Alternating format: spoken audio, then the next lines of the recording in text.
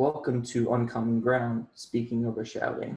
Today we'll be discussing the post office and around the events surrounding the post office and current mail-in voting concerns and Postmaster General concerns. I'm Jason Moline. I'm Elijah Wharton. And I am Andrew Durand. All right, I'll be starting us off today with just sort of an introduction of the importance of the post office from a commoner's perspective like myself. So what I know the post office to be is a service for the country to provide mail to everyone so that no matter where you live, you can receive mail. And that has historically been extremely important for allowing information to travel to more rural areas. And back when the Constitution was written up in 1700s, yeah. Back when it was written up, I don't know the exact year it was written, but it includes in Article 1, Section 8, Clause 8, I believe, that Congress has the ability to establish post offices and post office roads. And that in synopsis means that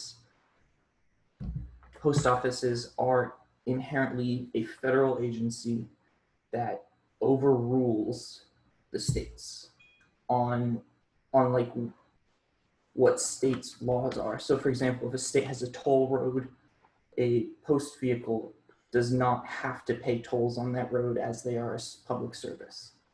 And by established roads means the post office can build necessary roads to residences in order to deliver post. But obviously things have changed with the internet. So things like that are no longer necessary for most people, but there's still difficulties with internet in more rural areas. And that's something we can touch on later if we have time. But I wanted to first go into just sort of addressing the current concerns with the post office and accusations surrounding the Postmaster General and mail-in ballots. So what's currently been happening is a new Postmaster General was appointed unanimously by, I believe, 3 Republican, 1 Democrat, who, do you guys know the names of the appointers for the Postmaster General? Let me look it up for you. Keep going. Okay. There were a lot of vacancies within these specific roles. The specific role in the post office as the appointer of the Postmaster General, since it is a group of people that appoint the Postmaster General, and there are currently only 4 of them that have seats. So it was those 4 that decided that Postmaster General would be, what's his name? Louis DeJoy. Louis DeJoy. All right, yeah. Since Louis DeJoy is the new Postmaster General, he has been enacting policies surrounding mail sorting machines, post boxes, and other stuff like that. But what I have noticed is a lot of misrepresentation in the media regarding especially post boxes. So when it comes to the sorting machines, I've seen good coverage on that and accurate coverage for that matter, based on they're turning off certain machines, disassembling certain machines. So some areas actually aren't able to sort all the mail. So they're getting a little overfilled with mail, which is definitely not a good thing. But the accusations about rampant post box removal and locking post boxes and stuff like that is mostly false to what I've found. A lot of the images being shared of the piles of post boxes and post boxes being locked up, they were all from at least a year ago, and they're not current. And another thing to refute that this is going to, even if it is going on, that is going to continue going on, is that the Postmaster General said they will not remove any more post boxes till after the election.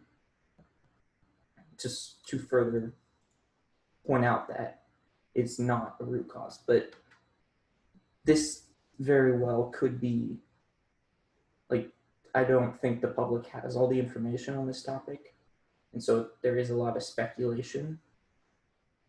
And I just sort of want to get your guys' thoughts on the current coverage of, like, I'd say decline of the post office, and I can touch on issues surrounding conflict of interest with like FedEx and UPS parcel companies later on. I would say I want Andy to take this first personally because Andy has experience with the post office. This is true. I do. I spent about a year being a CCA, which is a city carrier assistant for the United States Postal Service. So I spent about a year working for them, and I have some insight into kind of how they operate.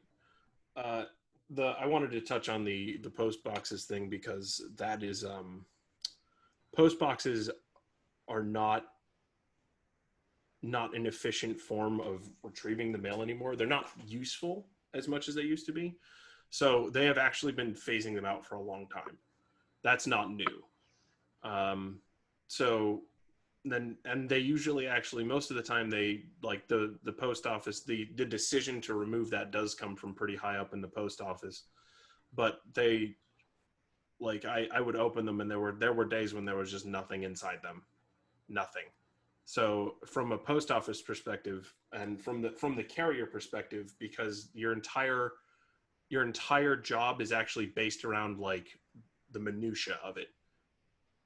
Like, you want your average delivery time to be really, really low, because all the little things that you do add up over time. So if you take a lot of time to open up a post office box and there's nothing inside, that's like 60 seconds off of your day, which starts to add up in increments. So the more time you spend opening up useless things, the less time you have to do the rest of your job properly. So they have been slowly phasing them out because they aren't used as much.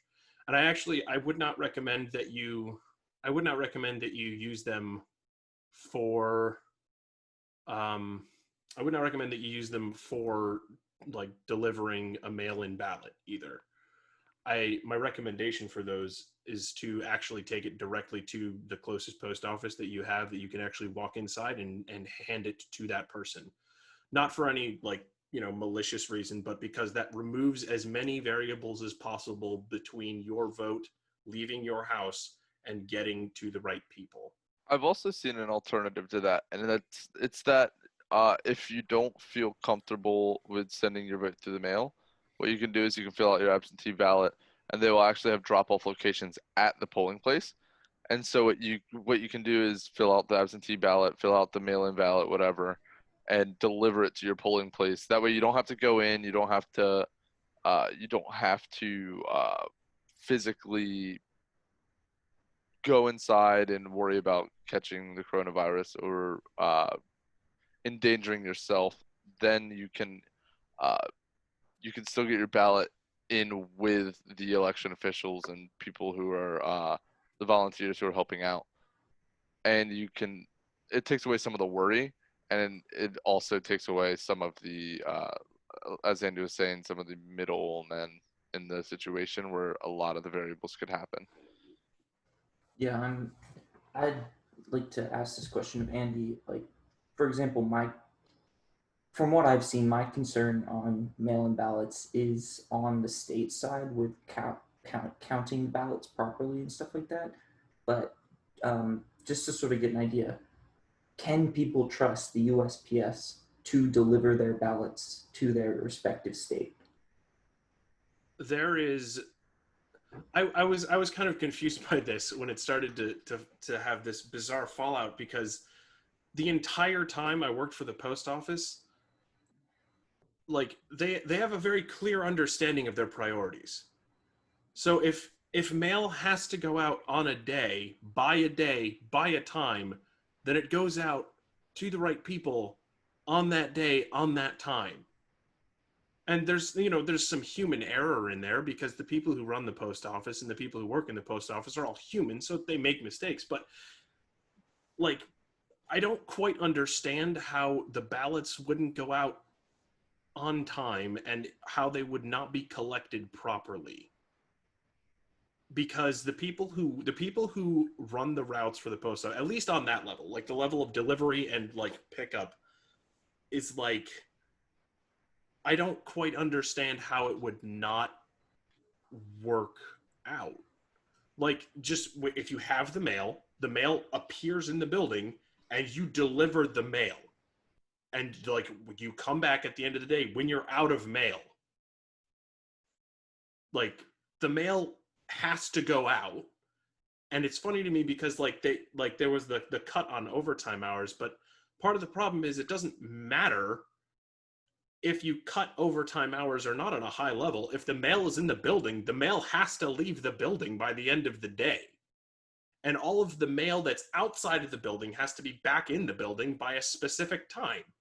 Like, all the mail that's coming back in for the delivery has to come back in by a specific time so that it gets to the right places on time.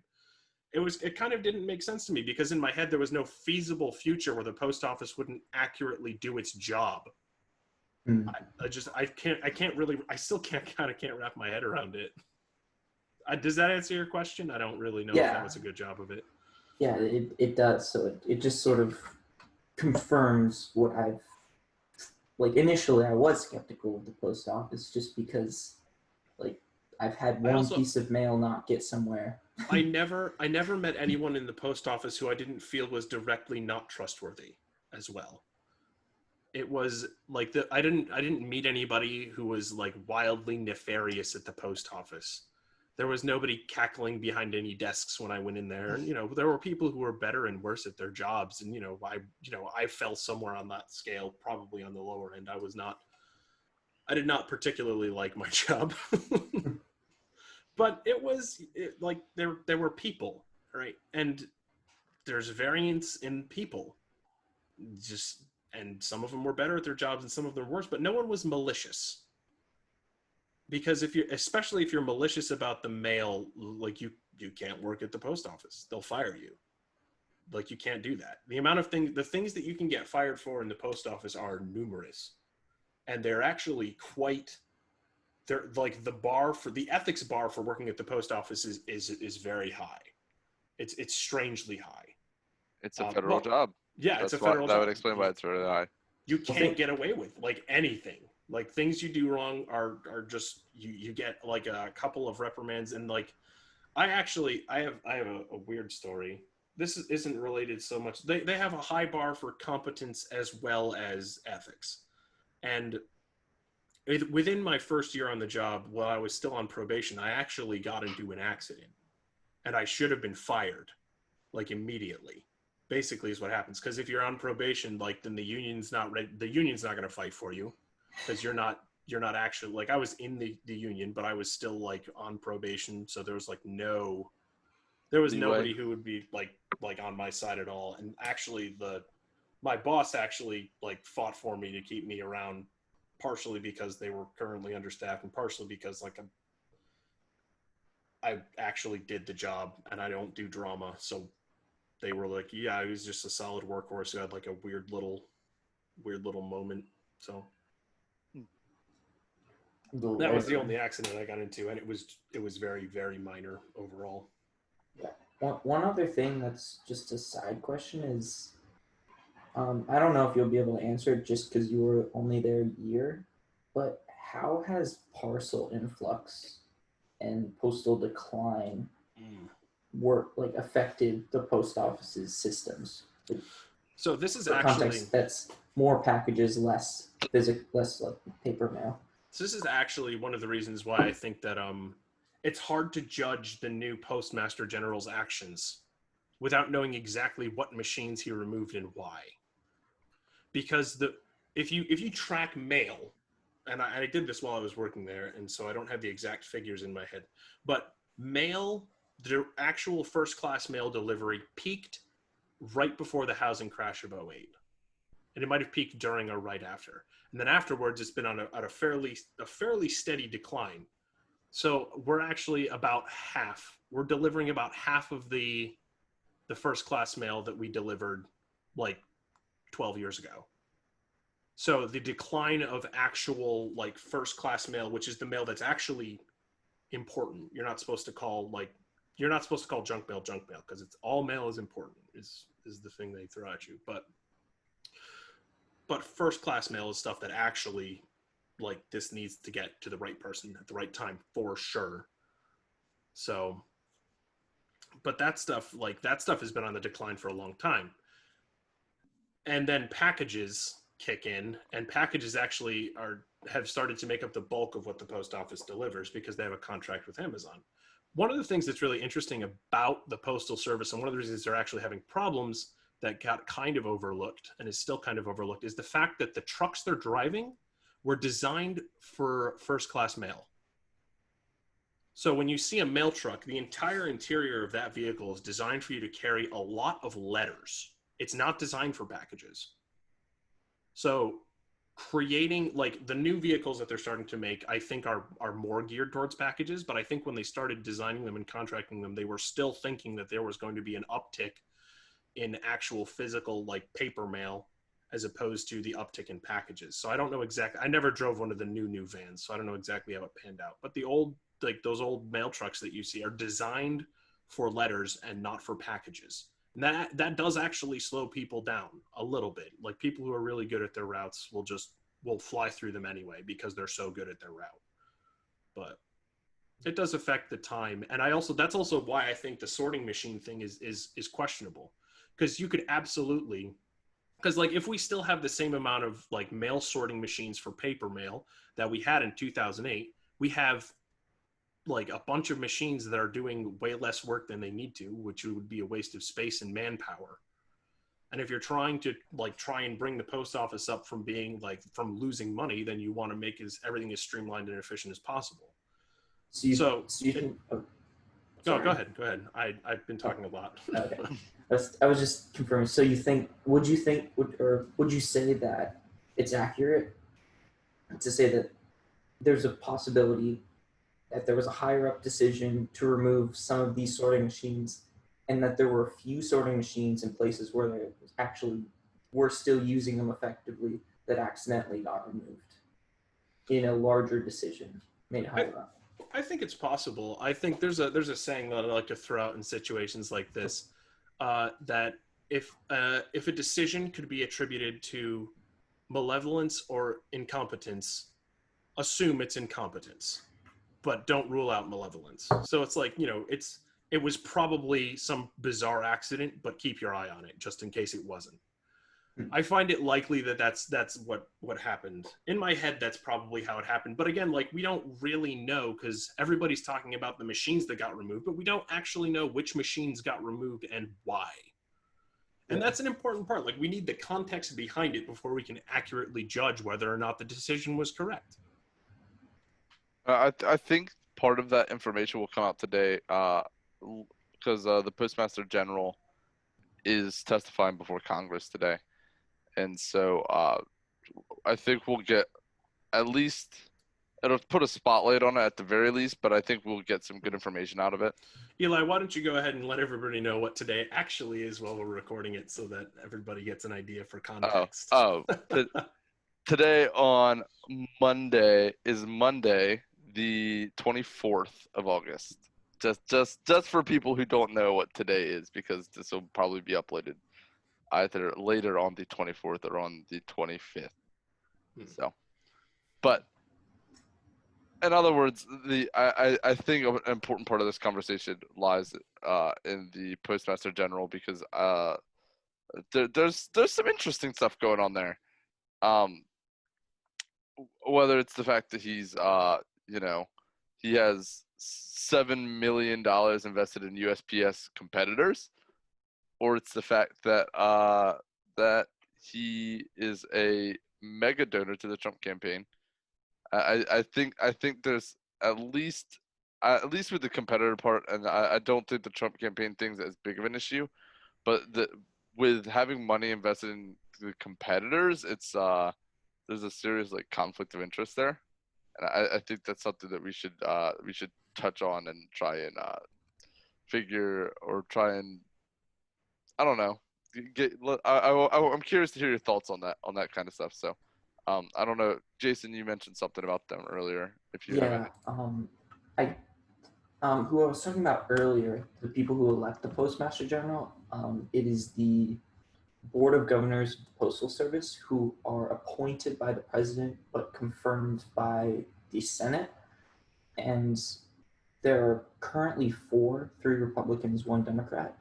But the reason there's supposed to be more than 4, and the reasoning that there's not more than 4 is Bernie Sanders, along with a few other senators, blocked those appointees by Obama because, well, one of them, for example, wanted to outright privatize the Postal Service. And Not there a were good other, idea. like, Absolutely not a good idea. But another one was trying to like decrease the amount of money going towards the union in exchange to, or sort of, well, just to cut union influence. And yeah, I think there were 3 appointees by Obama, but they were all terrible, pretty much. And I'm glad they were blocked. It just leaves us with open seats right now. But I'm if a actually Democratic president can't put in like competent people, and I don't think Trump is capable of doing that either. I'm kind of curious because Eli, you said that privatizing the post office would be terrible, and I would like to hear your perspective on that. I think that the privatization of the Postal Service will lead to it's more about, okay, so the USPS has an obligation to deliver mail to everyone regardless of where they live and how far away from the nearest post office they are. And so the issue with privatizing the USPS is an issue you'd run into with let's say FedEx, or I'm blanking on the other one, UPS. And so when UPS or FedEx has a package received to them that is like, it would cost them more to deliver than they charge for the delivery fee, they either pawn it off to the post office, or I'm pretty sure they pawn it off to the post office. So the issue is, say someone lives out in the middle of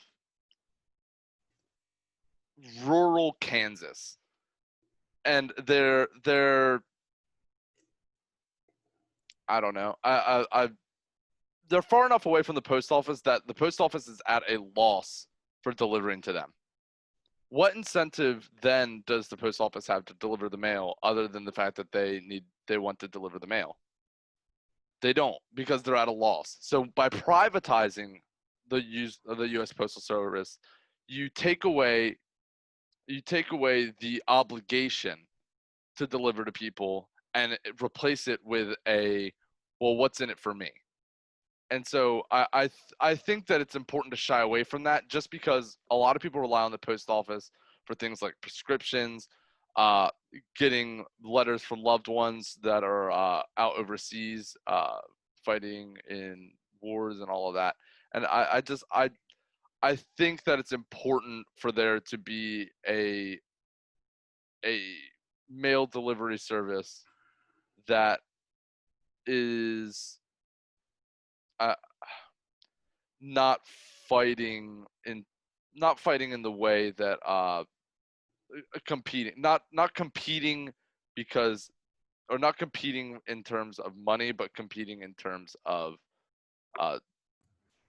efficiency. I don't know. I'm I don't Cost really efficiency. Yeah, Efficiency. Yeah. Okay. I just it's privatization can be very very sketchy. It can be a very slippery slope because sure, you can put all these rules and regulations on the postal service, and it could still be governed. If you take away the government portion of it, then it's just the US. It's just UPS. It's just FedEx, and then cost becomes the incentive rather than obligation.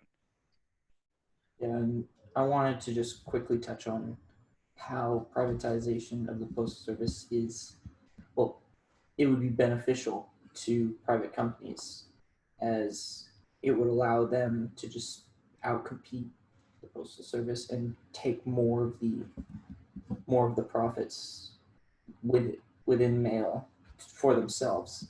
And the conflict of interest in its greatest form lies in the Senate Majority Leader, Mitch McConnell, who, according to OpenSecrets.org, which is a really good source for campaign contributions and um, really anything to do with campaign finance of political campaigns.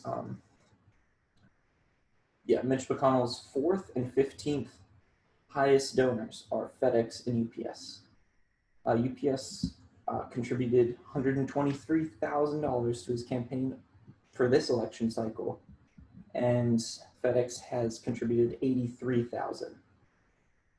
And those being the 4th and 15th highest contributors to his campaign definitely shows where his influence is, like who he's influenced by and why he has a desire to privatize the Postal Service, or at least, or even eliminate it, so that these companies do not have to compete.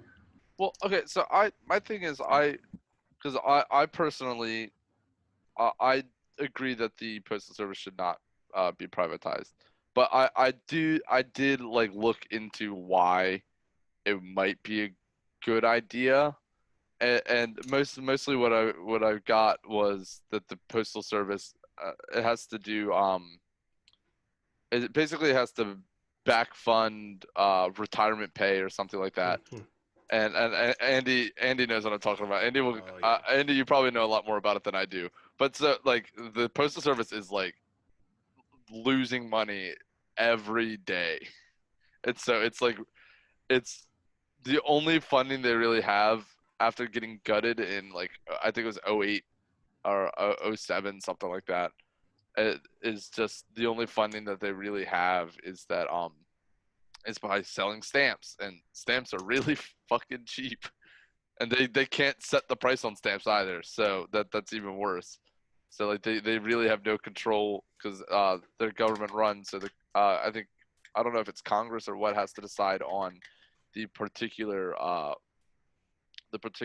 on pricing on stamps and all that and packaging, but I think that the back pay is the more important, or the back pay and retirement is what impacts it a little bit more, because that was also part of that decision in 07 or 08, and like I said, I think Andy knows a little bit more about it than I do. But So quickly, let me just ask Andy this: is this that the Postal Service doesn't have the money to pay the retirees?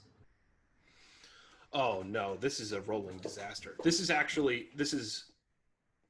I think the greatest argument for the privatization of the Postal Service came from the federal government.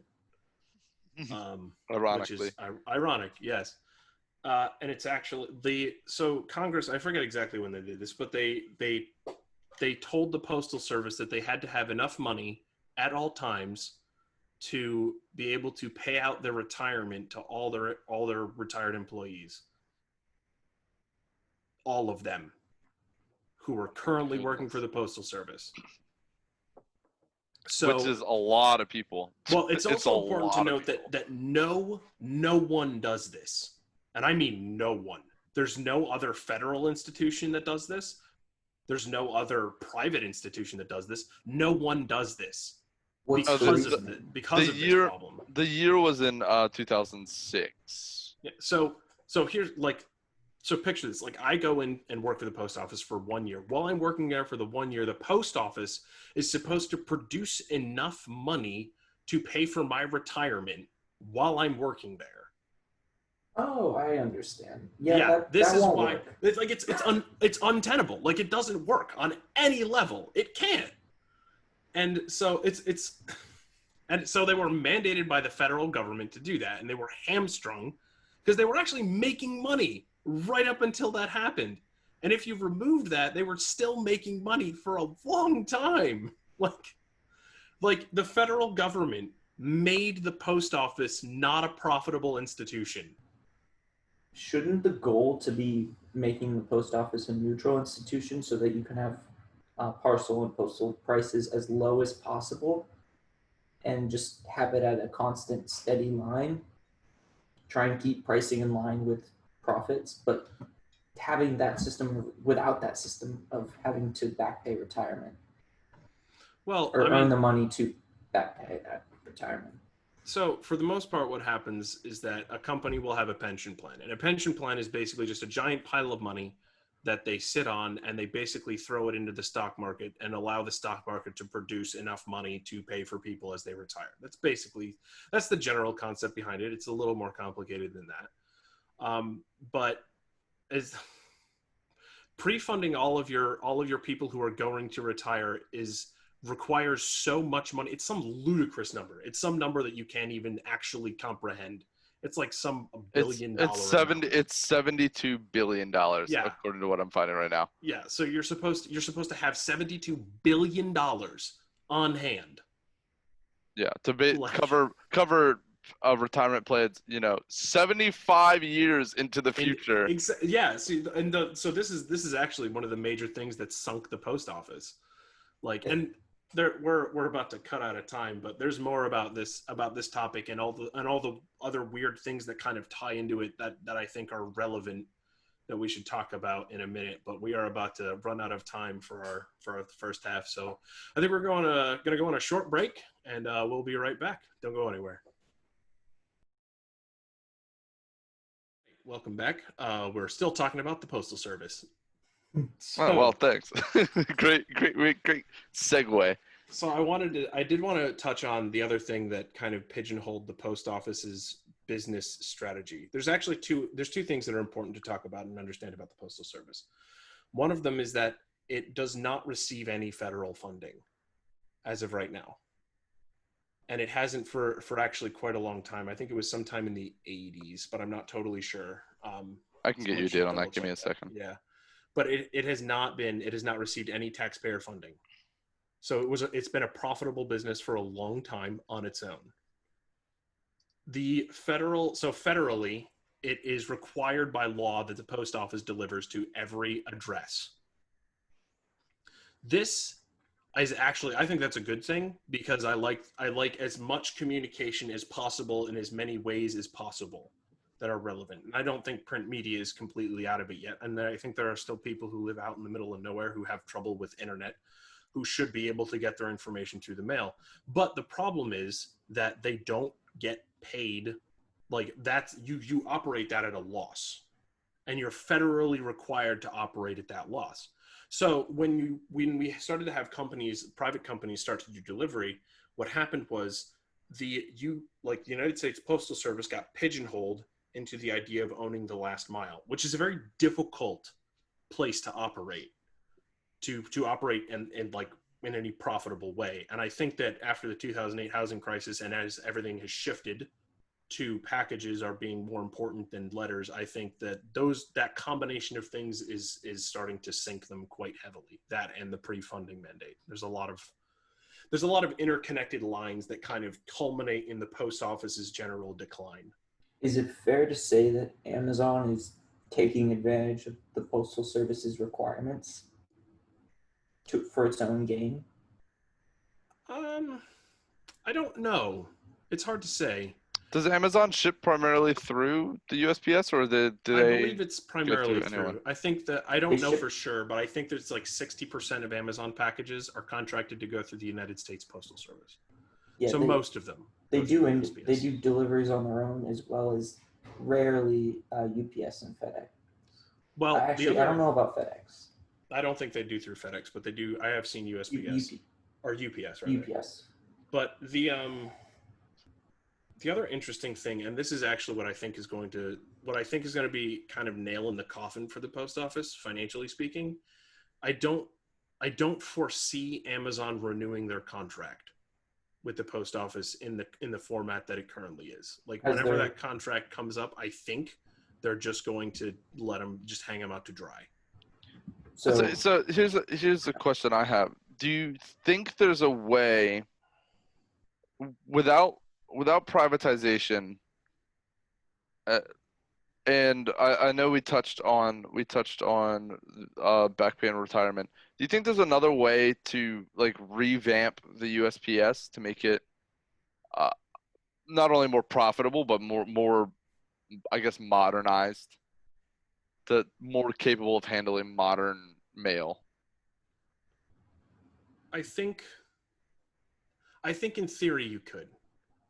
And I think that I don't know, actually. It's hard to say because the post office is actually like the infrastructure for the post office is miraculous. The things that the post office does are just almost impossible to believe. Because we live we've developed as a society to perceive the things that we get as arriving very quickly. The post office works constantly to shift things from point A to point B. And that infrastructure has been built over an extended period of time. And it's difficult to compete with that infrastructure because it's designed so well. The post office was profitable for years and years because it was so perfectly efficient. And I think that if they were allowed to operate with more freedom than they are, I think if they were not required to pay out $5 billion in a year for like their the pre-retirement thing, I think that there's a chance that they could pivot into being able to more effectively deliver packages in time to kind of turn their profits around. And also their system at present is, it's still designed to operate with mass amounts of letters, and it's not particularly well designed for delivering mass amounts of packages. But the infrastructure to deliver and to sort and deliver massive amounts of objects is still in place, particularly at the very ends. I think in the middle is where there's some issues, because to design a machine that will sort packages efficiently, I think is way more difficult than we give machines and engineers credit for. But there's a lot that goes into it. It's hard to say if it would be theoretically too late to turn it around or not, because there's a lot of unknowns in it. Yeah, I think that's part of the difficulty here, is that we're kind of in a point now where they're so far. I don't want to say so far gone, but they're in an immense amount of debt, and they're constantly racking it up. And I think without getting rid of some of the legislation behind like the Postal Accountability and Enhancement Act, which we were talking about earlier, I think it makes it very hard for them to become a profitable business. And I think that a solution could be I'm trying to think of a way that something can become not privatized, but I guess more privatized. Like I wish the government had a more laissez-faire hand on the post office, because I think because you mentioned this, up until the 80s, or up until the Postal Accountability Enhancement Act, they were profitable. They were a profitable business, and even without taxpayer funding. And so I think that if they were able to, I don't know, have more freedoms and to do what they need to do, I think they get a lot more accomplished and make out at the end of the day with. I'm not sure if profits are ideal, but they'll at least break even. I mean, profits will need to be ideal until they're out of debt. But I mean, after that, I think it's important to solve the issues that they have going on. I think part of the problem is to truly make something effective in this manner. I think like you need to simultaneously deregulate a lot of it while also making sure that the deregulation does not create like cronyism and just massive amounts of corruption. And those are two things that the federal government does not do particularly well. So it's hard to kind of like It's hard. because I see what you're getting at. It's hard to monitor nefariousness when you take away all the restrictions that held it back in the first place. And that's something the government has struggled with for a while. Like it's hard to keep out that personal influence and personal because I think that the moment you throw politics into anything or throw like a political structure into anything, it gets a vibe, for lack of better terms, that is what's in it for me. And I mentioned that same phrase earlier when I was talking about privatization. It becomes a very personal gain centered position or company or whatever agency and when personal gain is thrown into politics, I think that anything can easily become nefarious and rotten. Yeah, when you think about like the benefits of the post office turning a profit, like there are quite a few. Like an obvious one would be higher salaries, higher salaries for higher and wages, so that well, I mean it even further de-incentivizes any sort of corruption within the system because people are getting paid even more. So it's like, why would they want, if they're getting paid enough, especially on the worker level, there really is no incentive to do anything that would risk that job. And another example of really good use for the money would be make like uh, developing the post office's like transportation and sorting systems to be more sustainable. Like for example, electrification of postal vehicles, or whatever the technology happens to be um, at the time of revamping that part of the postal system. But having extra money to improve the workflow and the lives of the workers is, there's no negatives to that. And it also means it can work independently of federal funding. So if you can make the post office profitable, it's all net positive. I can't think of a net negative to that. yeah. The tricky part is having it like allowing it to be competitive while simultaneously ensuring that it maintains the Obligation. federal requirement of delivering to every house. And it's possible, but it's difficult. And they were managing it all right for a long time. And they got hit with so much change at like the wrong time that I think it dealt them at possibly a mortal blow. Not to be overtly dramatic, but I mean, it's difficult to recover from something like that because the mandate was issued in 2009, which was a year after the housing crisis. Big recession. So, suddenly you're going to lose money that year, and then the federal government slaps you with the, hey, would you like to lose $5 billion more for the next like 15 years?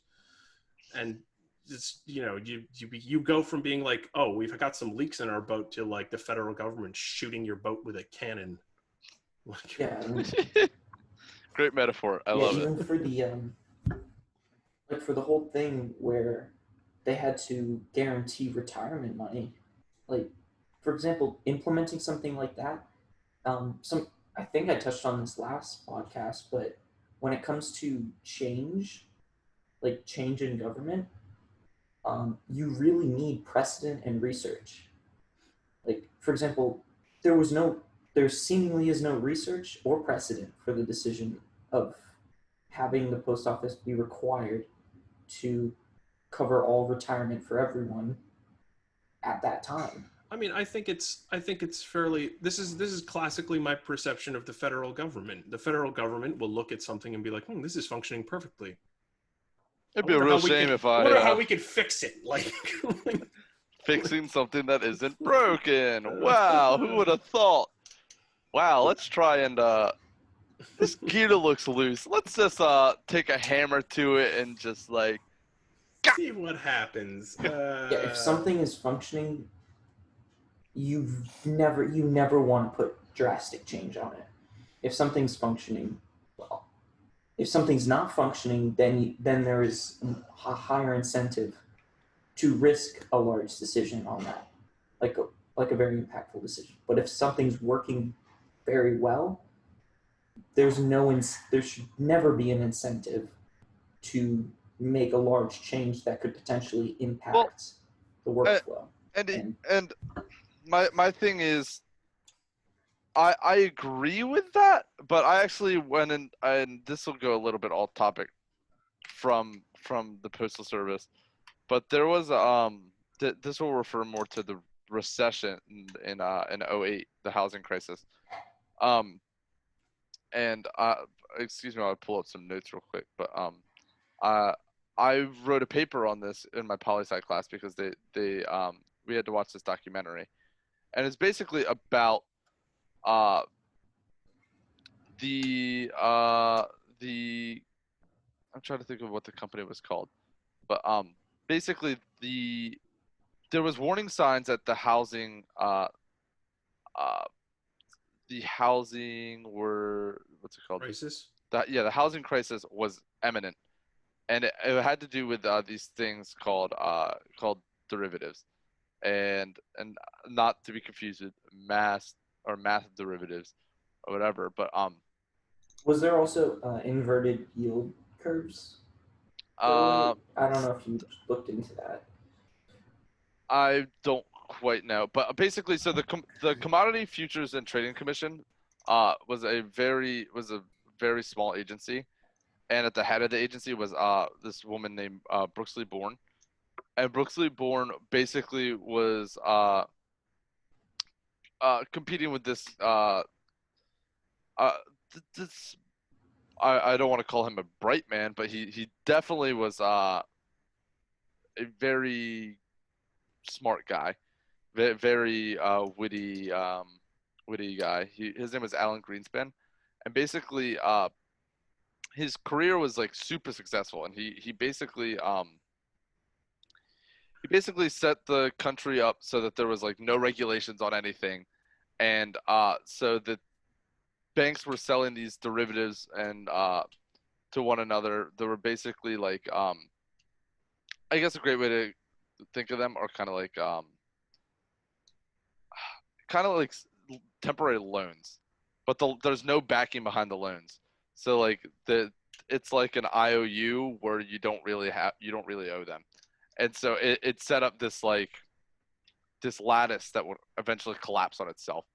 And so Brooksley Bourne of the CFTC was like trying to warn Congress and warn the agencies. This is like, keep in mind, this is in like 96 and 99, like 10 years before this happened. She was warning Congress that if these derivatives keep going out and this deregulation stays off, it's gonna cause something drastic to happen. But this is where it relates to what we were just talking about. Things were going really great, and it was wonderful to see everything working out, and that like nothing was broken seemingly, and so nothing really required fixing, and that's the mindset that Congress had at that point. And so by ignoring it, they caused the problem. And so this warning was out, and the warning wasn't enough, or wasn't convincing enough to allow or to warrant change from Congress. And so I think it's a bad idea to leave something as it is because it is currently successful. I believe you have to have some form of foresight in picking out things that could be wrong. Now, I'm not saying that's the case for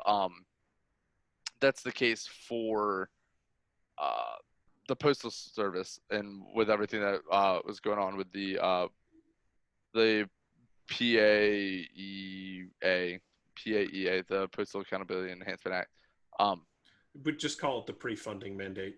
Yeah, well, it's a mouthful. Yeah, but I think that just leaving things as they are because it's good now can be dangerous. Yeah. Well, I think part of it is trying to find that sweet middle point between stagnation and corruption. I agree, and it's hard to find that, you know. I Yeah. Going too far in either direction, as with most things, is intensely dangerous, and you should make an active effort to do neither. Well, that's why very, very quick adjustments to things it's always going to be a shock, and sometimes there are situations where something is so bad that you need that shock, but that's not everything. Yeah, and I think that's part of the service with the with what happened with the Postal Service, is that the act was so rapid that it was like tying your foot to a cinder block and throwing it in the water. How the hell are you gonna, like? I'm not a Boy Scout. I don't know how to untie knots. Like, but it's like, as Andy said, blowing a cannon into the boat. Like, it's shooting a cannonball through a leaky lifeboat. Yes, exactly. It's completely devastating. But I think I don't know the reasoning behind this act, but I can't think of, for the life of me, a reason why it would need to be so rapid. Like, if I feel like if this was so necessary, why not just sprinkle a little bit at a time, or like slowly mainstream it so it grows, like kind of like what states are doing now with the minimum wage, where they're raising it in small increments over the next handful of years. Yeah, I was just about to say, like, Andy, do you think that it would have worked better if they started at a high age and, like, over years slowly reduced the age for the amount of money that they held onto?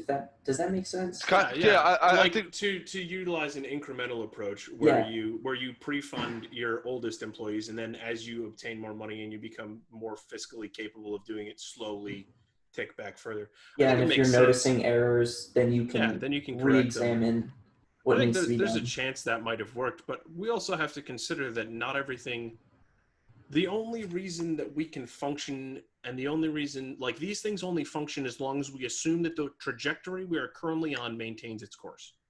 That's not a good assumption. So that concept works really great until you hit the housing crisis, and then it collapses. And the thing about privatization, and why I think it's not something we should dismiss out of hand, we should consider the aspects of it that would make the post office function really well, and try and do our best to incorporate them into the Postal Service. Like, when you're allowed to shift because you're as privatized as possible, being a federal institution, it means that you can be light enough on your feet as an organization to deal with the fallout of something that massive. It's sort of like a flood wall. For example, like, you'll have the water level way below where you have the flood wall, and people will be like, well, why do you need the flood wall that high? The water's down here. But when you get a storm and the flood wall is able to hold that storm back, then you realize the importance of having that backlog of stability. One thing, and I appreciate the jump back to the privatization, because I think, because I thought of something over uh, our discussion and over the break, that I think that, and this connects to the issue that I had earlier. If we privatize the mail, then what happens to government mail? Like, if they do choose to continue sending it through the USPS, then what about mail-in voting? Like, back to this issue with mail-in ballots. How are people in rural areas going to send out their mail-in ballots, their absentee ballots? I think the it's a only similar way issue. privatization would work, like this is the only feasible way in my head that privatization would work, is if the mandates that are applied to the postal service, like not all of them, I'm just speaking of like ones of like keeping integrity in packages and mail, so like making sure there's no like stealing of ballots and stuff like that within the service, as well as delivering to these most rural areas. Like if you implemented those requirements to every postal and parcel delivery service, I was going to say, because that's the only way you would have it to. could It would work. have, if it was privatized, you would have to mandate and set regulations on all of the postal services, that not just the USPS. And personally, But I think it's just much more effective to have the USPS be still government run and just lift some of the restrictions off of it. Well, I think also the discussion of privatization is kind of an interesting one to have, because it almost doesn't matter, because it is like, to change the fact that that you have to deliver to every house in America requires a constitutional amendment. Oh yeah. Mhm. And it's And never at that going point, to happen. yeah, at that point, it's Yeah. So having, like, you can remove, like, you can privatize it and remove all of the regulations as much as possible, but you're never going to get that. You're never going to get rid of that specific thing. Oh yeah, And that specific aspect of it makes it so that you still as an organization have to operate at that loss to go deliver to the people who are out in the middle of nowhere. There's actually one of the things that was interesting when we went through training was that there are still some places that get delivered to by mule. That by happens. mule. Is that? Yes. Huh. Yeah. Huh. Well, because there's no other way you could reach them. Fair enough. You cannot drive a car down a canyon. Get them a Jeep, or yeah, They like did. the That was military actually Jeep. the first postal vehicles were actually Jeeps. Huh. Huh. Yeah, go look up the original postal vehicle is actually a Jeep, and it actually looks really cool. And then we traded them out for Grummins. This is not a Jeep advertisement, by the way. This is not a Jeep advertisement. It's also not a Grumman advertisement. Definitely not. It is not. It is also not an advertisement. advertisement for the U.S. Postal Service. However, please. I would say that it's not an advertisement for them, but I think it's an endorsement for them to operate as best as possible moving forward. Oh yeah. Yeah, I endorse them to operate as well as improve over time. I will say, buy stamps, guys. If you like mail and you like the USPS, buy stamps. Yeah. And I think we've reached a rather natural closing point, and I think that I think that we are at I don't know. We've touched We're at a on a good lot spot. today, and We I have. think it's been a very productive conversation. I think And- so. One- I would like to touch on real quick as we're starting to close out. I would like to thank. I was going to do this at the beginning, but I'd like to thank Eli Ford, who's the fantastic guy who designed our logo. He's been working with us on it since we since really the inception of the podcast, and he's been really great about like getting all the like designing the process and getting all the files to us so we can use them properly. And it's just all the images you see that are not our faces are done by Eli. So not me, other Eli. Yeah. Eli Ford. And he's been so easy to work with. He's done a fantastic job. So shout out to him. Shout out to him. We really appreciate everything he's been doing for us. Other than that, guys, like and subscribe. Like and subscribe. Like Jason's and got a subscribe. thing. I would like to close out with my own personal spiel about the post office before we go. Because go ahead. I've got some things that I'd like to try. Right I would like to you do close Jason's out, first because before I hit him with the like and subscribe again. Yeah. Go ahead. Yeah, before you close out, I just wanted to say that if anyone's interested in the actual, it's not specifically the Postal Service, but interested in sort of shipping systems and like the infrastructure, for example, overnight shipping, and how complicated and like on the tee that is and has to be, I would recommend watching How Overnight Shipping Works by Wendover Productions on YouTube. It is a very good video that outlines just how complex the process is. So I'll put that in the description if you guys are interested in watching. Just a little shout. I would like to close out. I did not particularly enjoy my my time with the Postal Service, but I developed a really keen appreciation for the people who do that work. I think it's important to note here that the vehicles they currently work in, the big boxy ones, those don't have air conditioning. They're miserable to work out of. I have heard reports of them getting to be like well over 100 degrees in heat, and I can attest to the fact that they were ludicrously hot in the summer, and you have to keep the windows rolled. Yeah, absolutely. So what about Texas? Probably worse. Holy undeniably shit. Worse. So, and then I would also like to point out that because you're usually delivering out of the window, you keep the window rolled down throughout the winter as well. Those things are beasts in the summer and they are beasts in the winter, and it is often straight miserable. So one of the things that I always really appreciated, and I didn't forget, I think I remember most of them. People would leave water bottles in their mailboxes, frozen water bottles, sometimes just cold ones.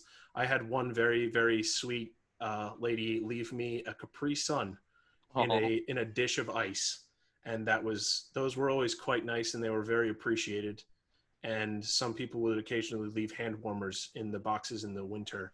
And I would recommend and ask you to go out of your way just every once in a while, especially if it's really hot or really cold, just drop something in the post office in your box so that your mailman has just in case, so he or she has a little extra warmth or a little extra cooling during those really intense months, because it gets real miserable. And thank them, because that job can be quite miserable.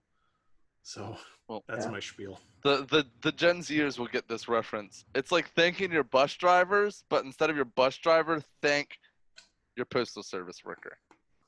There. All right. This episode goes out to all the postal workers. Oh yeah, for sure. Well, that'll do it. That'll do it for us. Thanks for watching. Like and subscribe. And yeah, any other? No. Okay. Well, thanks, guys. Right. We'll catch you next week with whatever we're discussing next week. Have a good day, everyone. Yep. Peace.